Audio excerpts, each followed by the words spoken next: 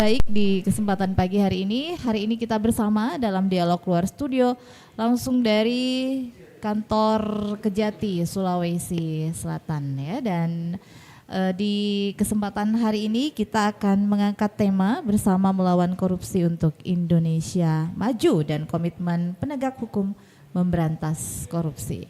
Ya, dan sebelum kita memulai acara mungkin kita bisa dulu memberikan aplaus ya, tepuk tangan yang meriah.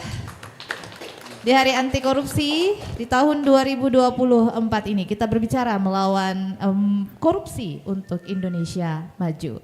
Dan di samping saya kita akan menyapa Bapak Kepala Kejaksaan Tinggi Sulawesi Selatan, Bapak Agus Salim SH MH. Assalamualaikum, selamat pagi Pak Agus.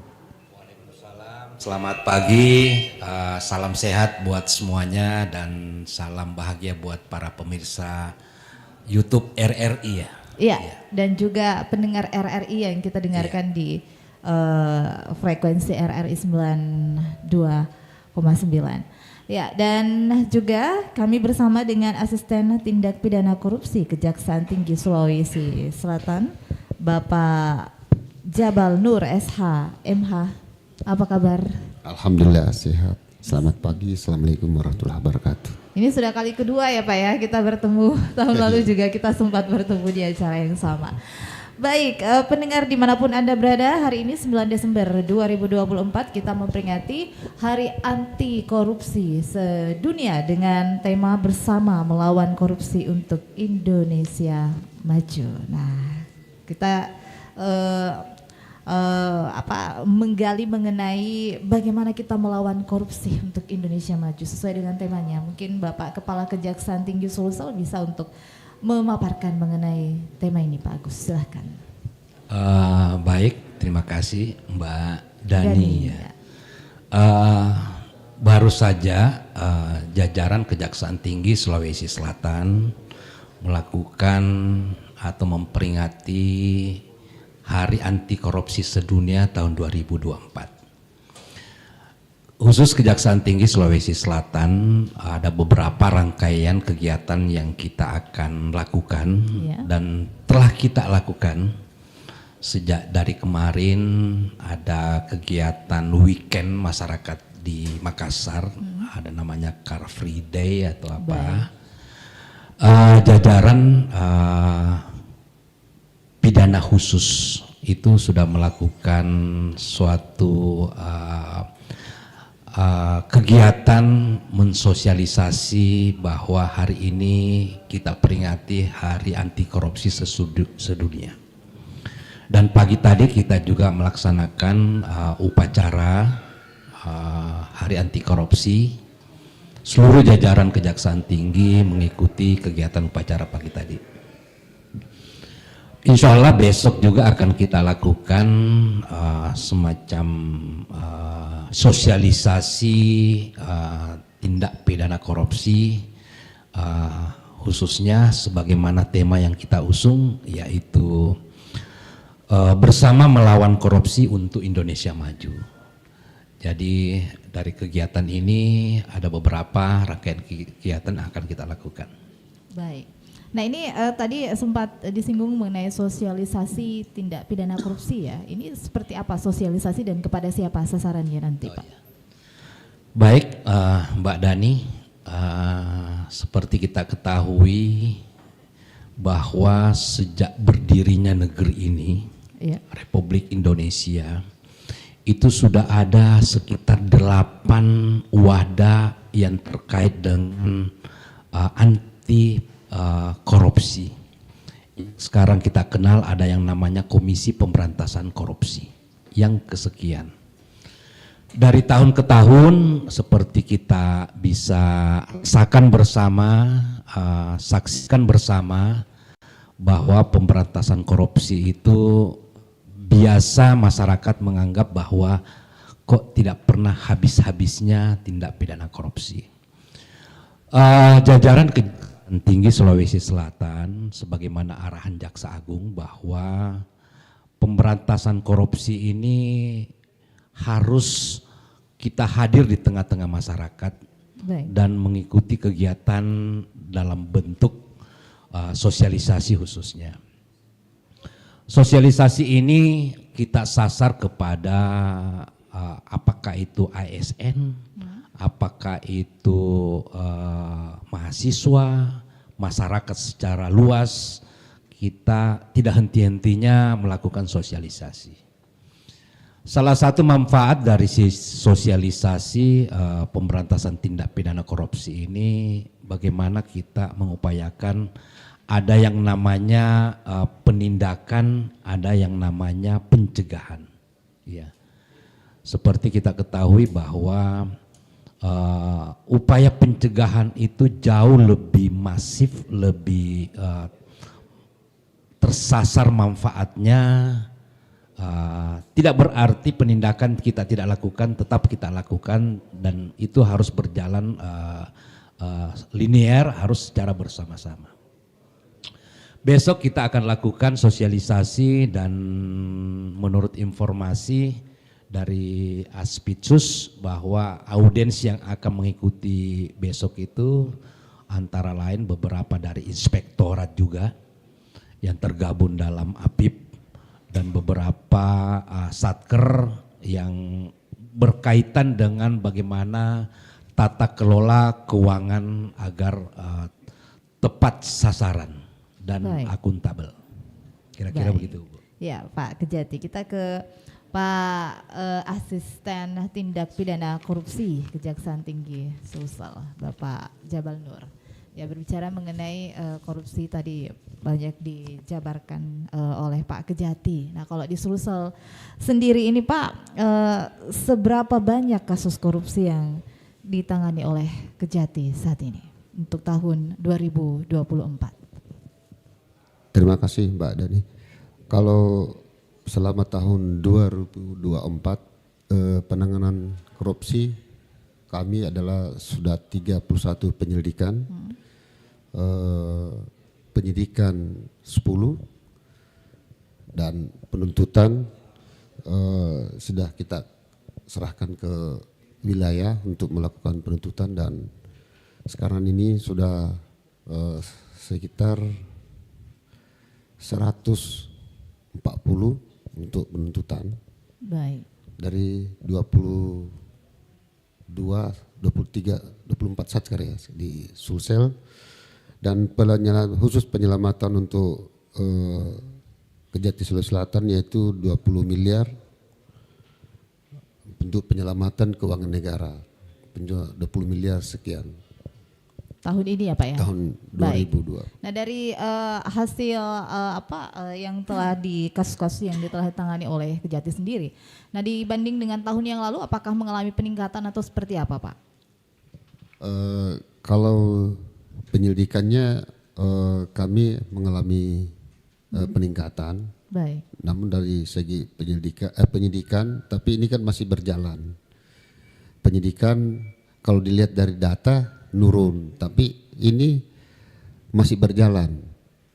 Untuk penyelidikannya kan masih berjalan semua. Baik. Ya. Nah Pak, terkait dengan kasus-kasus yang ditangani, ini yang termasuk dalam kasus-kasus besar yang ditemukan di tahun 2024 itu seperti kasus apa saja Pak? Kalau yang besar memang kalau di Kejati memang besar-besar semua. Besar semua ya. Ini yang paling populer, yang paling hits gitu. Iya. Kasus apa Pak? Kami yang penyelidikan kami tidak boleh mengekspos karena ini karena menyangkut kerahasiaan daripada kasus itu. Tapi yang bisa kita ekspos ke publis itu adalah penanganan tindak pidana korupsi IPAL. Baik. Karena ini sudah penyidikan dan ini sebentar lagi sudah digelar di persidangan. Dan penanganan Surveyor Indonesia. Baik. Nah, ini yang sudah, karena ini sudah ranahnya sudah dipublish. Baik, sudah dipublish ya, kedua itu. Baik. Nah Pak, tadi berbicara mengenai kasus-kasus tersebut dan juga pasti dalam pengungkapan kasusnya ada peran masyarakat ya Pak ya. Nah ini tentunya bagaimana Kejati Sulsel melibatkan masyarakat dalam upaya pencegahan korupsi dan bagaimana caranya Pak? Baik Mbak Dani, yang pertama pemberantasan tindak pidana korupsi itu ada dua sisi. Iya. ada yang namanya pencegahan, ada yang namanya penindakan. Kalau penindakan, saya ilustrasikan itu mulai dari laporan masyarakat. Ada laporan dari institusi yang namanya BPKP atau BPK. Ada lagi dari penggiat-penggiat anti korupsi. Semua kita elaborasi terkait dengan laporan yang diadukan ke kita. Kita bentuk yang namanya telahan, kita bentuk yang namanya sprint penyelidikan, kita bentuk yang namanya penyidikan. Ada di penyidikan itu ada upaya paksa, ada penahanan, ada penggeledahan, ada penyitaan, kemudian ada penangkapan di situ, kemudian kita limpahkan ke pengadilan, kita buktikan proses pembuktian tersangka atau terdakwanya di pengadilan, kemudian ada putusan, ada banding, ada kasasi, ada PK. Semua tahapan-tahapan itu yang namanya penindakan. Kalau pencegahan, ada tahapan-tahapan apa yang kita lakukan pagi ini, broadcast, sosialisasi, ini bagian daripada pencegahan. Jauh lebih bermanfaat ketimbang namanya penindakan. Penindakan itu butuh cost, butuh waktu.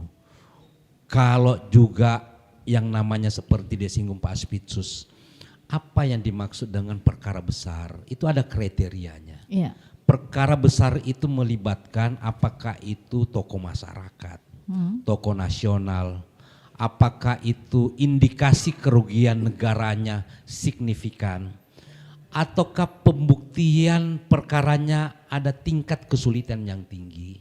Itu ada beberapa kriteria yang namanya big fish, perkara besar. Nah, di Kejaksaan Tinggi Sulawesi Selatan ini seperti yang disampaikan Pak Aspitsus tadi, dalam strategi penyidikan ada yang namanya itu informasi harus kita keluar, yang sifatnya kita sampaikan ke publik. Ada yang sifatnya itu masih kita skip. Tidak semua proses penyidikan itu harus kita sampaikan ke ruang publik, karena ada strategi. Salah satu contoh, kita publish bahwa si A kami akan panggil besok. Itu dipublish oleh media online, media cetak, keburu yang bersangkutan itu bersih-bersih. Ya, sehingga itulah strategi kita. Kalau kita melakukan namanya proses penyidikan, ada yang terbuka, ada yang tertutup. Seperti yang disampaikan tadi Pak Aspitsus, sampai dengan sekarang ada beberapa case yang kita harus publish, ada juga yang kita harus skip dulu. Keburu bersih-bersih. Kira-kira begitu Bu Dani. Iya, nah ini kalau dari Kejati Sulsel tadi kan Pak Kejati mengatakan bahwa kita sebenarnya harus sebaik pencegahan ya Pak ya dibanding dengan penindakan. Nah dengan seperti itu apakah dengan 5 tahun terakhir ini apakah memang sudah ada perubahan-perubahan yang dilihat dari kasus korupsi yang terjadi Sulsel ini dengan apakah mungkin mereka sudah banyak yang sadar gitu bahwa korupsi itu jangan dilakukan atau juga bisa menimbulkan efek jera bagi para pelaku korupsi. Silakan Pak. Baik Mbak Dani, ini pertanyaan bagus ini bahwa yang menjadi konsen dalam pemberantasan korupsi itu kan apa yang membuat manfaat buat masyarakat. Dari forum ini saya ingin juga menyampaikan bahwa sebagaimana arahan Bapak Jaksa Agung dalam penanganan tindak pidana korupsi itu harus ada namanya prudent, kehati-hatian. Iya. Tidak semudah itu kita mentersangkakan orang kalau tidak cukup namanya alat bukti. Publik sama-sama mengetahui ya, melalui forum ini juga saya menyampaikan bahwa sampai dengan semester sekarang ini etalase dari aparat penegak hukum Kejaksaan Agung Republik Indonesia itu yang paling terpercaya surveinya di masyarakat sampai dengan sekarang. Yang membuat kepercayaan masyarakat itu karena kinerja capaian dari tindak pidana korupsi kejaksaan itu yang luar biasa. Yang dulunya kita tidak bisa mencapai pemulihan keuangan, penyelamatan keuangan negara, itu sudah bahkan triliun sekarang yang kita selamatkan. Sehingga ini yang membuat juga ada hak-hak negara yang hilang kita bisa selamatkan. Sehingga yang menjadi pertanyaan, adakah manfaat pada saat kita lakukan pemberantasan korupsi? Sangat bermanfaat. Baik. Ya, hal-hal yang kecil apa yang kita lakukan pagi ini sangat bermanfaat buat masyarakat umum. Bahwa sejak dini kita harus menyampaikan ke anak-anak kita bahwa perbuatan korupsi itu ada perbuatan yang busuk, perbuatan yang jelek, ya. Jangan nanti melakukan baru kita akan lakukan sosialisasi. Nah di Kejaksaan Tinggi Sulawesi Selatan ini berbagai sosialisasi yang kita lakukan secara masif. Ada yang namanya jaksa menyapa, ada namanya jaga desa, ada jaksa masuk kampus dan beberapa kegiatan-kegiatan sosialisasi yang tidak pernah berhenti kita lakukan. Kira-kira begitu, Bu. Ya, saya juga mengundang untuk Anda yang ingin bergabung bersama dengan kami ya, untuk berbincang dan mengajukan pertanyaan kepada kedua narasumber kami, Bapak Kepala Kejaksaan Tinggi Sulawesi Selatan, Bapak Agus Salim SH.MH, dan juga Asisten Tindak Pidana Korupsi Kejaksaan Tinggi Sulawesi Selatan, Bapak Dr. Jabal Nur SH.MH ya. Dan kita nanti juga akan bersama dengan narasumber kami via telepon, Pak. Ada Pak Prof. Ruslan Renggong, Guru Besar Unibos Fakultas Hukum dan juga pengamat politik. Jadi untuk Anda yang ingin bergabung bersama dengan kami ya silahkan di line telepon kami di 0811 3333 9440. Nah Pak Jabal Nur, ini kalau berbicara tadi mengenai pemberantasan, apakah ada hambatan dalam proses pemberantasan korupsi di Sulawesi Selatan sendiri, Pak? Jika berbicara hambatan, ya sudah pasti banyak hambatan-hambatan. Kalau hambatan, tapi secara signifikan tidak terlalu banyak hambatan. Cuma memang yang menghambat itu kan harusnya peran serta masyarakat harus lebih digiatkan. Tapi akhir-akhir ini saya lihat peran serta masyarakat sudah sangat bagus dan meningkat. Dibuktikan dengan pengaduan masyarakat itu sangat meningkat. Baik. Kepada kejaksaan. Ini kami juga sangat merasa bangga karena berarti peduli terhadap penanganan yang kita telah lakukan. Kalau tidak dipeduli berarti tidak ada masukan. Dengan adanya ini cuma memang karena masyarakat mungkin kurang memahami bagaimana bukti-bukti awal yang bisa diserahkan ke kita, sehingga kesulitannya yaitu di pengumpulan bahan-bahan keterangan di masyarakat, alat-alat bukti. Dan ini tantangan bagi kami, dan itu memang tugas-tugas kami sebagai pelaksana di lapangan untuk melakukan penindakan-penindakan sebagaimana yang disampaikan arahan dari Pak Jaksa Agung dengan Pak Kajati di dalam penanganan korupsi. Baik, saya ke narasumber kita, Bapak Profesor Ruslan Renggong. Ini via telepon ya Mbak ya, dari Guru Besar Unibos Fakultas Hukum Pengamat Politik. Baik, selamat pagi Pak Prof. Ruslan. Assalamualaikum warahmatullahi wabarakatuh. Selamat pagi, selamat anti korupsi. Baik, selamat hari anti korupsi. Kita bersama dengan Pak Kejati Sulsel Bapak Agus Salim dan juga Asisten Tindak Pidana Korupsi Kejaksaan Tinggi Sulsel Bapak Jabal Nur ya Pak Prof. Ruslan.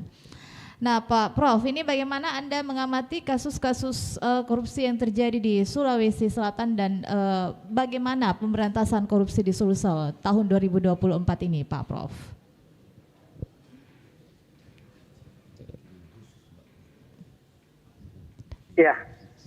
Ya, pertama-tama saya mengucapkan juga selamat anti korupsi ke Bapak Kajati. Terima kasih Bapak Salim, Bapak. Ya, selamat pagi Pak Kajati. Ya, selamat pagi Prof. Kalau saya lihat ya, ini kan kalau kita bicara korupsi maka tentu banyak hal yang terkait. Nah, kita kerucutkan saja bahwa khusus di Sulawesi Selatan kalau kita perhatikan memang tindak pidana korupsi bisa kita katakan masih ada ya. Masih ada, dan menurut saya memang kalau dibandingkan tahun-tahun yang lalu ya, beberapa tahun yang lalu itu ada perubahan ya. Ya, dan bisa kita katakan bahwa tidak terlalu banyak lah dibandingkan yang dulu-dulu ya. Dan saya kira ini juga tidak lepas dari upaya dari penegak hukum ya, dalam hal ini Kejaksaan Tinggi Sulawesi Selatan dan jajaran, serta Kepolisian Daerah Sulawesi Selatan dan jajaran. Nah, memang harapan masyarakat itu kan ya, kita tidak dengar lagi ada berita ya bahwa ada korupsi, tapi ya itulah yang terjadi ya, bahwa tindak pidana korupsi itu memang masih ada. Nah, oleh karena itu memang harapan kita agar kasus-kasus ini kan sekarang ini sesuai dengan berita yang kita baca beberapa bulan terakhir ini, ada kasus-kasus yang sementara ini ditangani oleh pihak, ya saya fokus dulu ke Kejaksaan, itu sementara ditangani dan itu sudah naik ke tingkat penyidikan. Nah, yang seperti ini menurut saya kalau bisa dipercepat, ya, terutama dalam kaitan dengan penetapan tersangkanya, ya. Dengan penetapan tersangka ini kan masyarakat sudah akan yakin bahwa memang ada tindak lanjut dari laporan masyarakat ya kepada pihak kejaksaan untuk menuntaskan tindak pidana korupsi yang terjadi di Sulawesi Selatan ini, termasuk di ya maksudnya kalau kita bicara Sulawesi Selatan kan di kabupaten-kabupaten dan kota. Ya seperti itu ya. Iya. Nah, Pak Prof. Ruslan, nah bagaimana masukan-masukan Anda terkait dengan pemberantasan korupsi di Sulsel ya, termasuk juga agar tidak tebang pilih, Pak?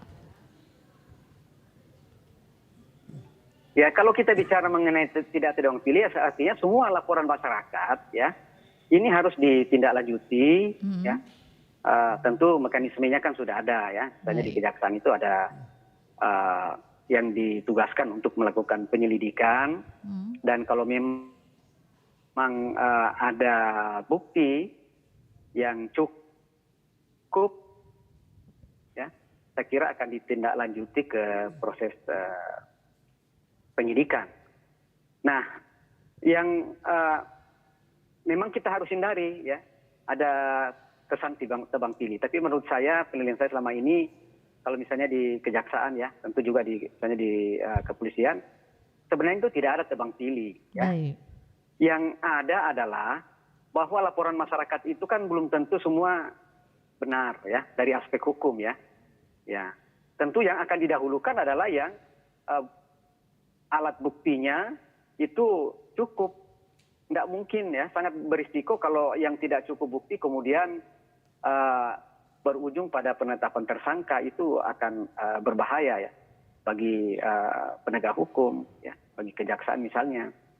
Nah, oleh karena itu memang harapan kita jangan ada tebang pilih, dan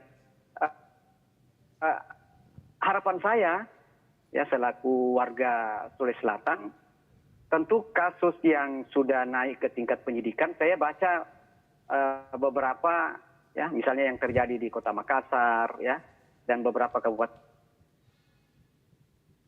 Ya, Pak Prof.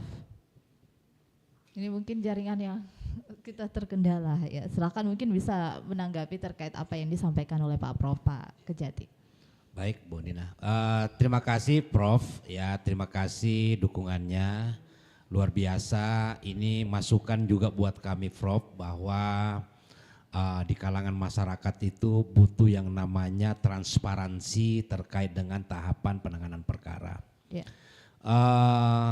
Berbicara terkait dengan tindak pidana korupsi sebagaimana Prof tadi sampaikan, kadang saya biasa ilustrasikan secara sederhana bahwa korupsi itu sama dengan melakukan pencurian. Ya.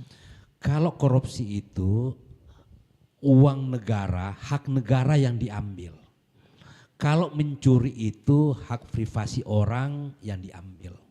Itulah yang membagi dua. Sebenarnya sama-sama mencuri. Korbannya ada privasi orang, ada orang perorangan. Kalau yang ini ada yang namanya uang negara hilang. Tapi di dalam tindak pidana korupsi Undang-Undang 3199 itu ada yang namanya 30 delik terkait dengan perbuatan korupsi. Ada 12 delik yang namanya itu suap atau bribery. Itu juga tidak melibatkan uang negara, tapi ada niat-niat agar supaya pejabat publik, birokrasi, pemangku kepentingan itu berbuat atau tidak berbuat yang menyalahgunakan kewenangannya. Jadi kira-kira ilustrasi daripada tindak pidana korupsi, bahkan memang saya sependapat sama Prof bahwa tidak akan pernah habis. Tapi kita tidak boleh kalah dengan para tikus-tikus yang mengambil hak negara. Kira-kira begitu. Baik, jadi harus melawan ya Pak ya. Tapi juga harus sadar jangan sampai nggak ada efek jera yang timbul dari perbuatan korupsi tersebut. Nah Pak asisten tindak pidana khusus ya, tadi saya bilang korupsi. Baik Pak Jabal Nur, ini bagaimana tentunya bentuk-bentuk akuntabilitas yang diberikan oleh Kejati Sulsel kepada publik terkait dengan penegakan hukum korupsi ini Pak? Baik Bu, Mbak Dani. Kalau akuntabilitas kami setiap tahapan-tahapan penanganan proses selalu kita menerima press release dengan izin pimpinan Pak Kejati, selalu kita melakukan supaya masyarakat, tujuannya itu masyarakat mengetahui dan mengawasi baik daripada kami dan masyarakat mengetahui perkembangannya dan bisa melihat dan berikan masukan. Itulah akuntabilitas kita sehingga masyarakat mengetahui apa-apa yang sudah kita lakukan dari laporan-laporan yang diberikan kepada kami. Ya. Itu dalam bentuknya sehingga kita selalu melakukan press release kepada media lewat media.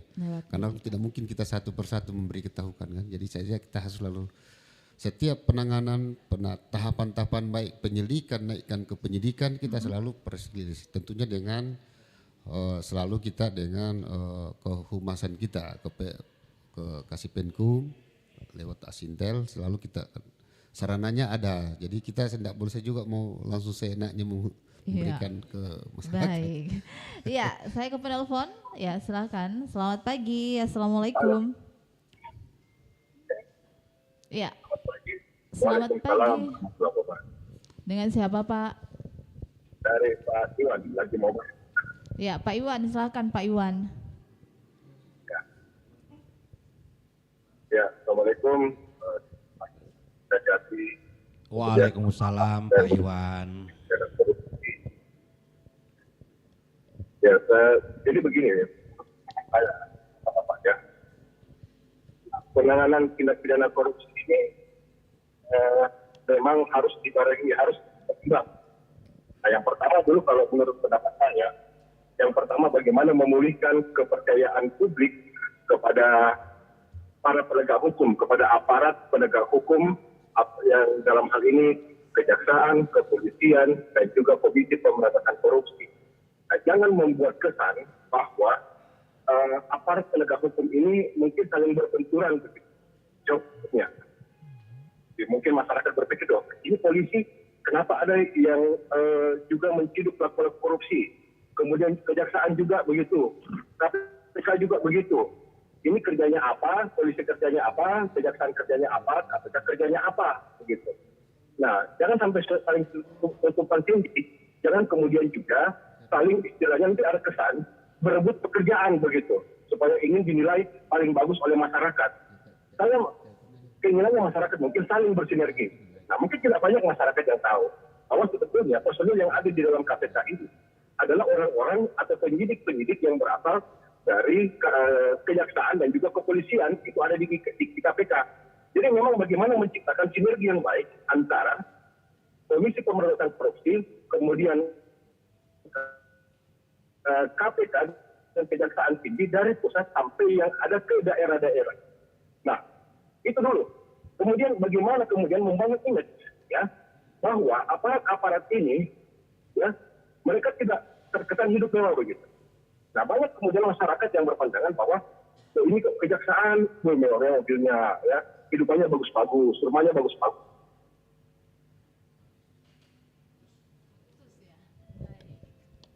Iya menarik ini pertanyaannya Pak ya.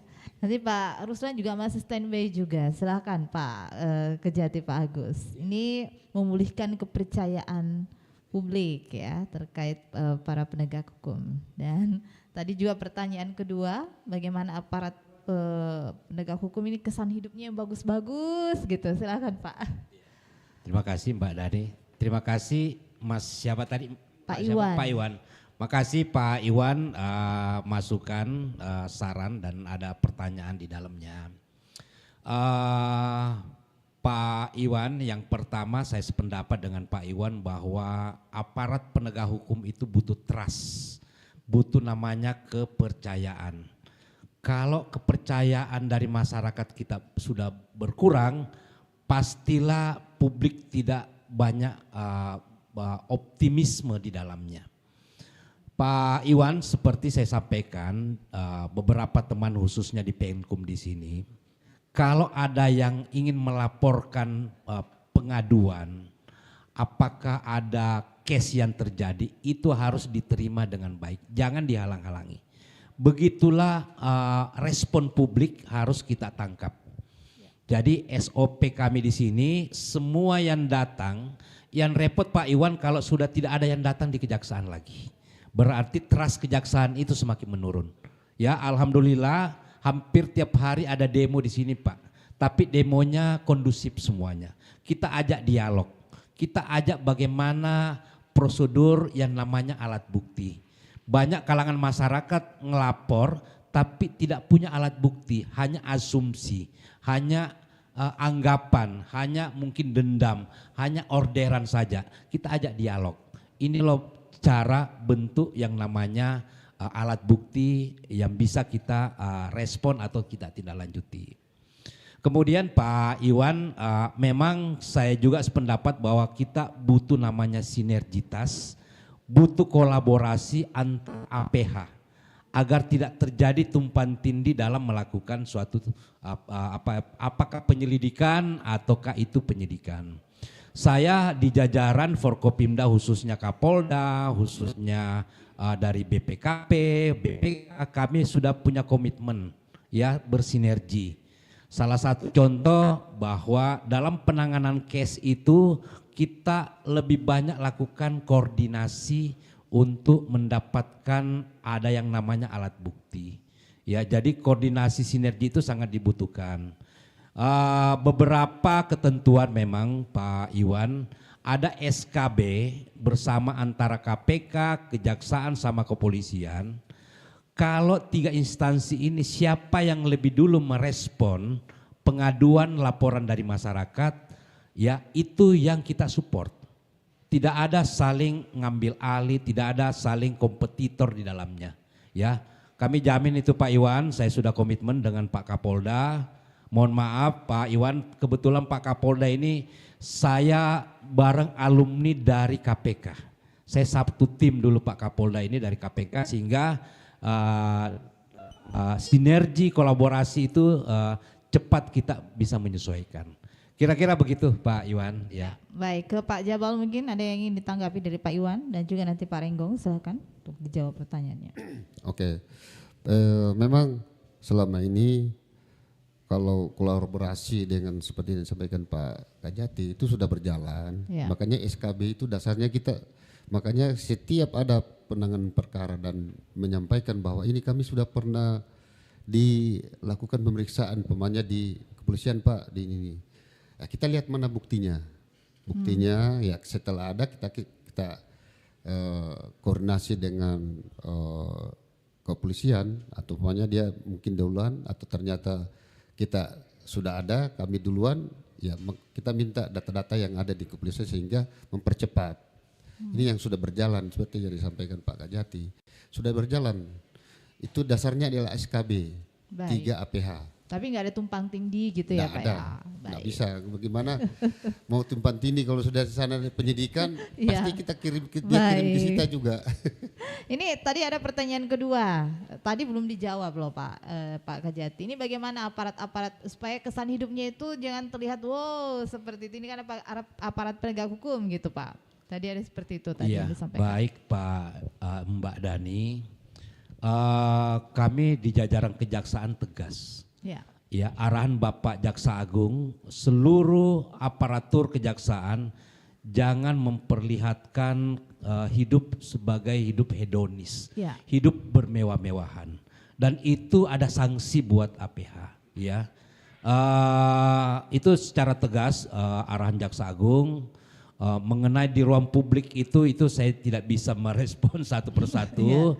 Yang jelas saya ingin sampaikan bahwa sesuai arahan Jaksa Agung tegas bahwa aparatur kejaksaan jangan hidup bermewah-mewahan, jangan hidupnya hedonis, dan silakan hidup sederhana karena di sekeliling kita juga ini kita bagian dari masyarakat. Baik, ini komitmen harus tegas ya Pak ya. Ya ke Pak Prof Ruslan. Pak Prof Ruslan masih di ujung telepon Pak. Ya Pak Prof silakan untuk menanggapi tadi pertanyaan Pak Iwan, silakan.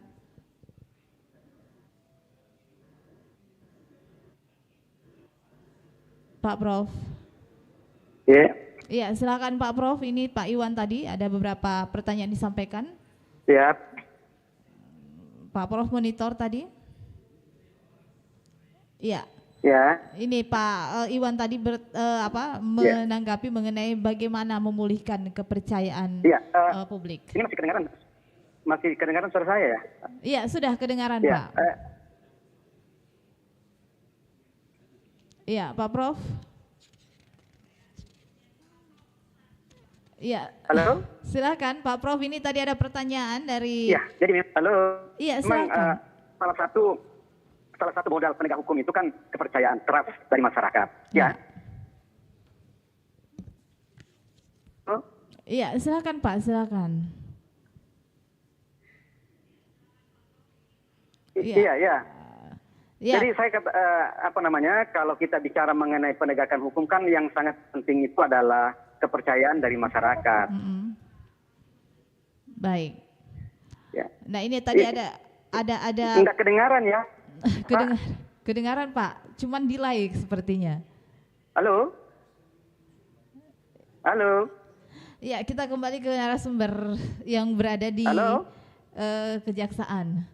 Ya, nah Pak ini tadi dari apa yang disampaikan oleh pendengar kita dan kemudian juga dari kasus-kasus yang sudah ada yang ditangani oleh Kejaksaan Tinggi Sulawesi Selatan. Ini kita pengen juga mengetahui. Nah, ini pelaporan-pelaporan dari masyarakat khususnya di tahun 2024 ini jumlahnya seberapa besar dan berapa yang akhirnya kasus-kasus yang ditemukan dari pelaporan masyarakat tersebut, Pak? Dari laporan yang diterima dari masyarakat ke Kejati sendiri terkait kasus-kasus korupsi. Ini berapa besar jumlahnya, Pak? Kalau laporan memang sangat besar memang laporannya. Kalau laporan ini ada sudah 200 lebih laporan dalam setahun ini, 200 lebih. Banyak, ya? Tapi itu kita distribusikan ke daerah-daerah yang penanganannya mungkin tidak terlalu signifikan, makanya kita distribusikan ke setiap wilayah mana yang dilaporkan. Baik. Jadi umpamanya ke Selayar, umpamanya pelapornya ternyata dari Selayar, karena untuk efektivitas dan maksimal dalam penanganan. Kalau kita yang manggil ke sini dari Selayar, mungkin biayanya yang kita panggil mungkin lebih besar daripada yang dilaporkan, sehingga kita biasa untuk menjaga. Dan memang SOP kami, walaupun pusat juga begitu. Ya. Umpamanya wilayah hukumnya cuma pelaporannya ke Kejagung. Kejagung juga mendistribusikan ke kami untuk menangani. Iya. Ya, jadi sama juga dengan kita, kalau laporan dari masyarakat atau penggiat anti korupsi melaporkan ke kami, ya kami juga distribusikan sepanjang yang bisa ditangani daerah. Tapi kalau yang sangat seperti ini kata Pak Kajati bahwa ini adalah agak kesulitannya, besarnya kerugian negara atau besarnya anggaran yang dilaporkan, biasa kami yang langsung ambil alih. Baik. Ya gitu. Ya, nah ini tadi intervensi politik yang dilakukan oleh pemerintah terkait dengan kasus-kasus yang ada, Pak. Baik, terkait dengan penanganan tindak pidana korupsi itu on the track, Mbak Dani. Apa yang membuat on the track itu alat bukti. Siapapun pelakunya itu harus kita tindak. Ya. Terkait politik, kami di jajaran kejaksaan, khususnya penyidik tindak pidana korupsi itu tidak ada kaitan dengan politik. Baik. Ya, satu contoh, ya, untuk menetapkan seorang tersangka harus terukur dulu namanya alat bukti. Ada adigium hukum yang menyatakan begini, lebih baik membebaskan 1000 orang yang bersalah daripada menghukum 1 orang yang tidak bersalah. Iya. Betapa tingginya adagium. Artinya apa? Alat bukti yang menentukan. Kalau terkait politik itu kami tidak ikut-ikut dengan politik. Kami punya pedoman terkait dengan alat bukti. Memang alhamdulillah baru-baru ini rangkaian pilkada juga kita sudah lewati semuanya dan alhamdulillah kondusif. Ada beberapa memang labdu-labdu laporan-laporan yang terindikasi laporan itu ditujukan salah satu konstantan di dalam apakah itu pilgub atau itu kita skip. Karena bahasa pemerintahan yang baru ini sangat gencar untuk melawan korupsi. Baik, kita closing statement dulu untuk Pak Prof. Ruslan. Silakan Pak Prof. 1 menit. Ya, sudah nampaknya terputus.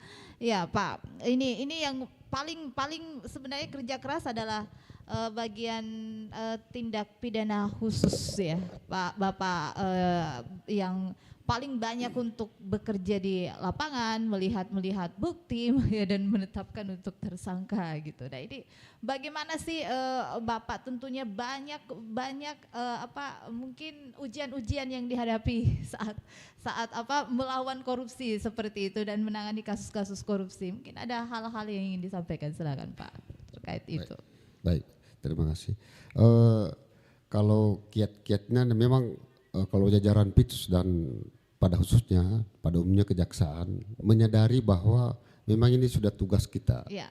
Kalau tantangan memang sudah pasti kita hadapi karena tidak mungkin dihindari namanya tantangan karena berbagai macam pola, modus dan operandi yang dilakukan oleh para koruptor atau pada khususnya karena memang kita selalu fokus ke tindak pidana korupsi.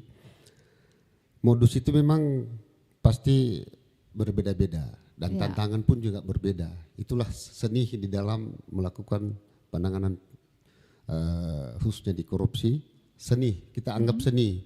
Dan teman-teman di jajaran Pitsus itu menyadari hal itu.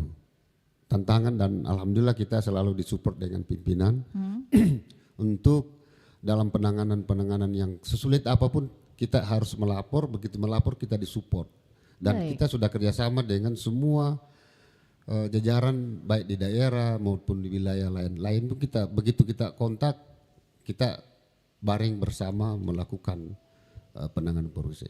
Yang saya harapkan di dalam pada kesempatan ini bahwa yang kita lakukan pemanggilan ya segera datang ya ini dalam kesempatan ini dan yang karena ada 2 buron kami selama ini kami ada 2 buron yang untuk 2024 ini yang kesempatan ini juga saya menghimbau untuk datang ke jajaran Pitsus lantai 5 sehingga bisa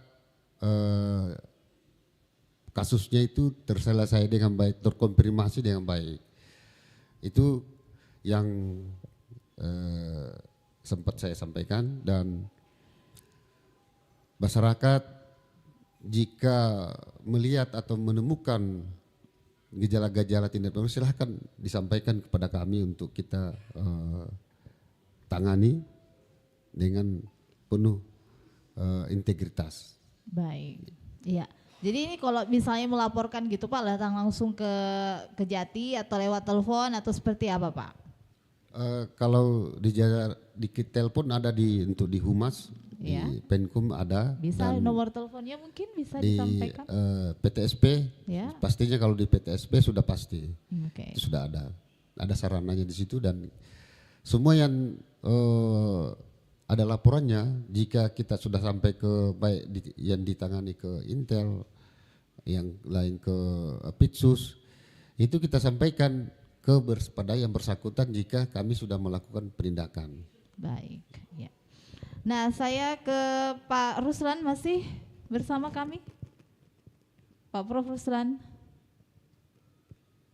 Sudah ya? Baik, jadi kita closing Pak Prof Ruslan.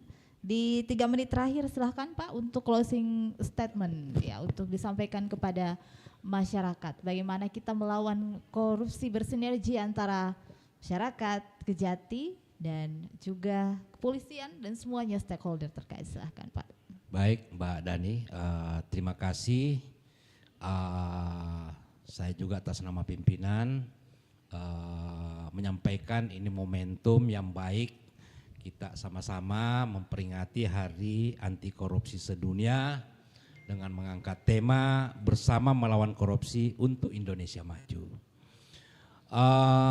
Terima kasih juga buat RRI yang bekerja sama dengan tim Penkum kita melakukan rangkaian Hari Anti Korupsi hari ini tanggal 9 Desember 2024. Atas nama pimpinan mengajak seluruh lapisan masyarakat, segenap masyarakat, pemberantasan korupsi itu tidak bisa dilakukan hanya aparat kejaksaan saja.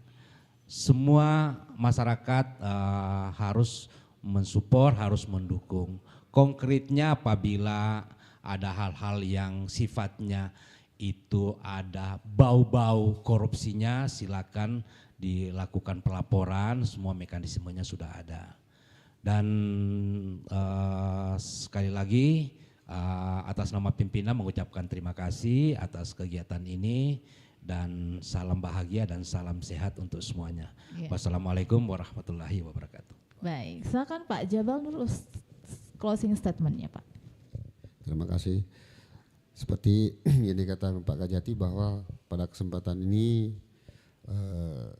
saya juga menghimbau dan mengucapkan terima kasih kepada masyarakat yang sampai saat ini masih mempercayai kejaksaan, khususnya jajaran Pitsus, dalam melakukan pelaporan kasus-kasus yang selama ini sudah bagus dan baik.